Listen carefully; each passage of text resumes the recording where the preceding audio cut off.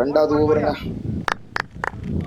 First ball Karthi ஸ்ட்ரைக்கில் leg side போடப்பட்ட பந்து அருமையாக தூக்கி அடிச்சிருக்காருங்க விக்கெட்டில். ஸோ 2 ரன் கண்டிப்பாக கிடைக்கும். நோ பால் வேறங்க. அசோக் வந்திருக்காரு. லெக் சைடு போடப்பட்ட பந்துங்க. வாவ், ஜஸ்ட் மிஸ்ஸுங்க. So 6 over match, 2 over power play. Next one தூக்கி அடிச்சிருக்காருங்க. தலைக்கு மேலே போயிருக்கு, கீப்பர் தலைக்கு மேலே. 1 ரன் கிடைக்கும். 2 ரன் ஓடி இருக்காங்க. அற்புதமான ரன்னிங்க. நெக்ஸ்ட் ஒன்னுங்க தூக்கி அடிச்சிருக்காருங்க.